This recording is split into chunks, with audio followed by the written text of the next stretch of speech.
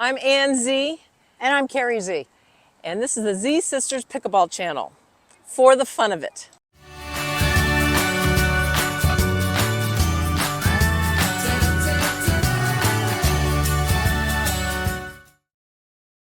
There's another segment we're going to introduce right now, and that has to do with a pickleball tip. And today we're going to talk about how to play against a banger. A banger is, I was called that the first time I stepped onto the pickleball court. That usually implies that someone comes from tennis.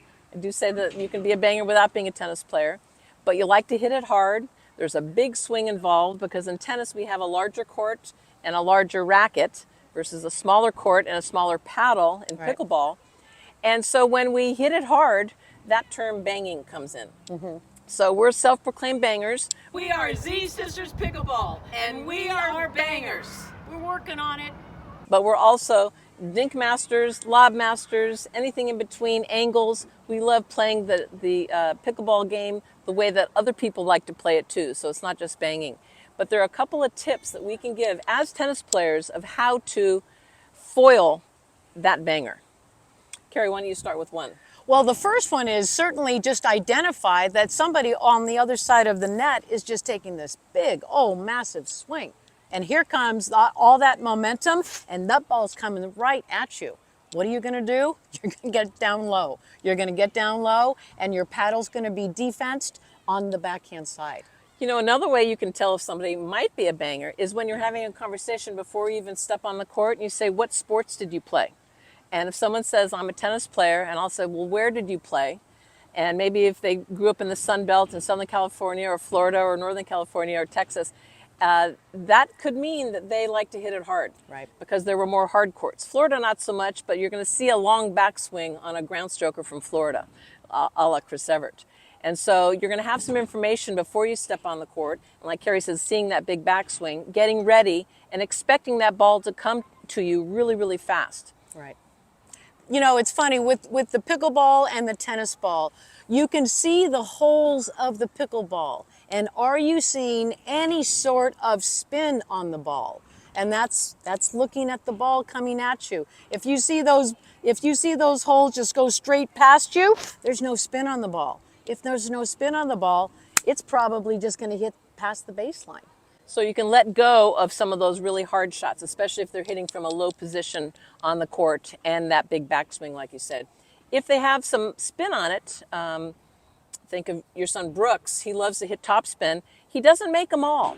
So even when people hit some of them in, they're going to miss a number of them. So if you can identify that ball that's going above your shoulder and let it go long, you're going to get some free points against those bangers. Absolutely. So being ready, expecting it to come to you, using the backhand, which will be protecting your body itself, because coming at you, the middle is going to be easier with a backhand than a forehand, getting around on it. Right. Talking to them to see if they really like to, and if they're self-proclaimed bangers. Right. I know that playing a lot of rec pickleball at the beginning, I said, I'm Ann Z, and I'm a banger. giving them the information that it's going to be coming hard. But what I love is to foil them by then doing a drop shot, Right. or a little drop volley. So one way to do that is with what we call soft hands. Doesn't mean that my hands are soft, but when the hard ball comes, you lighten your grip in how hard you're holding onto it, and the ball will then just sort of die and pop off over the net, hopefully. And so you can foil a banger by having soft hands, being ready, like Carrie says, and just having some fun with trying to mix up the shots. A banger usually just hits one speed all the time. Right. We can absorb the power. In tennis, we are absorbing a really hard shot by our body and possibly just holding the racket a little bit softer. Same thing with the paddle. If that ball's coming at us, soften up your hand. Like Ann said, my hands aren't soft either, but my grip is soft. I'm not holding on to it more than maybe two or three right in there, softly. And that becomes a block then. And so that kind of block volley, you can do that on someone's serve that's hard, is a block return. Don't add any extra swing of your own. And that's what I see as one of the problems when people have a hard shot coming to them. They add more power, and then their ball goes long. So I think there is a way to handle the bangers.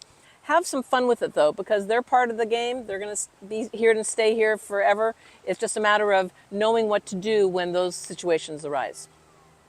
There you go.